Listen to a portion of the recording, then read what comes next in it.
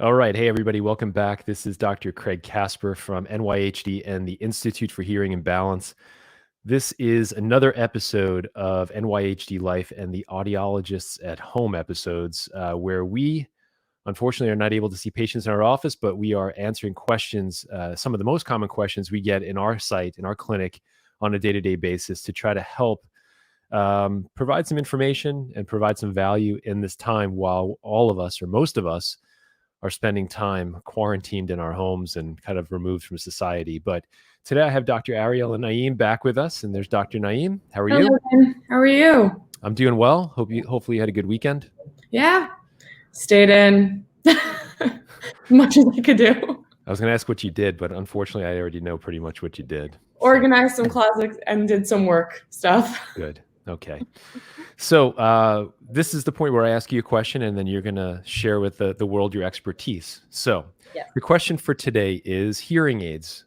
How do they help when someone has tinnitus?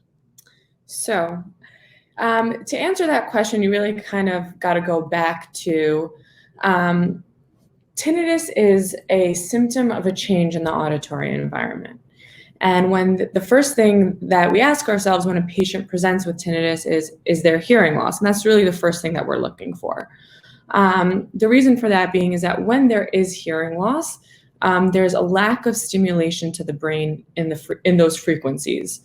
And the brain then says, hey, I'm missing some sounds. And to make up for it, in turn, turns on its internal amplifiers, and that's what we perceive as tinnitus. But through the use of appropriately fit hearing aids, so when we give back the brain the sounds that it's missing, over time, the perception of our tinnitus can change. And the brain can then relax and kind of learn to push the tinnitus in the background. The most important thing, though, and actually the hardest thing to do, is to actually retrain the brain to not attach an emotional component to the tinnitus. The reason for that being is that when we have the tinnitus and we become stressed and anxious about it, our perception of the tinnitus worsens. And then in turn, we actually become more stressed and anxious about it. And again, creating that vicious cycle.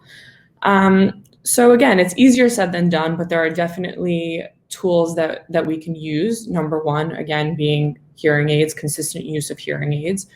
The next thing that I usually suggest for my patients is try not to keep yourself in a quiet environment.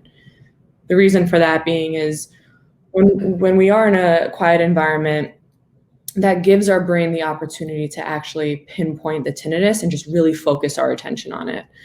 Another thing that I usually suggest is find ways to actually relax the body, whether it's listening to calming music, meditating, using like deep breathing, or just other ways that might relax you.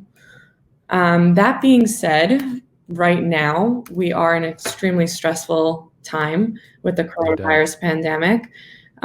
So it's even more important, especially if you already suffer from tinnitus, is just really, really implementing those ways to keep yourself relaxed and calm. Yeah. I think that's really great advice. I think that the important thing for us also to share is that there are many different causes of tinnitus, but what you're referring to is probably the most common cause or contributing factor to us experiencing tinnitus is kind of run-of-the-mill sensory neural or nerve hearing loss that most of us will experience at some point in our lives. There are a number of other things that could potentially cause tinnitus, and it can be as significant as neurological issues, right? There could be a growth on the hearing nerve.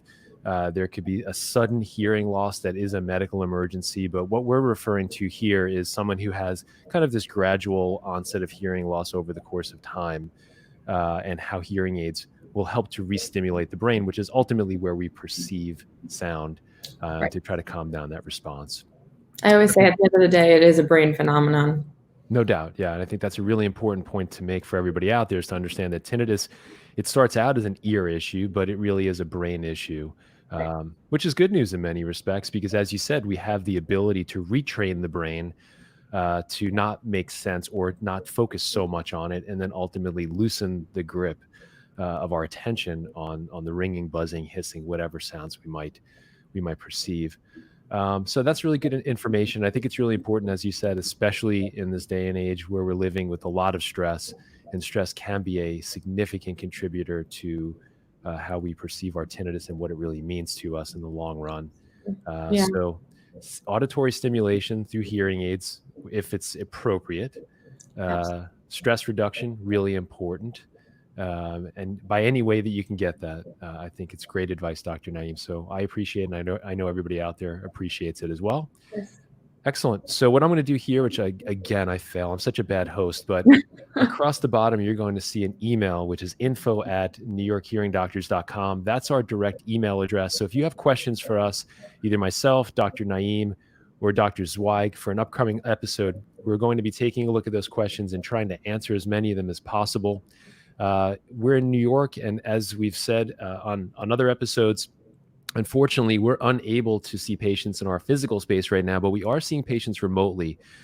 So if you email us at that info@newyorkhearingdoctors.com email address, or even call our office, which is 212-774-1971, we can schedule a time for some remote video conferencing and some remote care, and try our best to help answer any questions and add as much value as possible.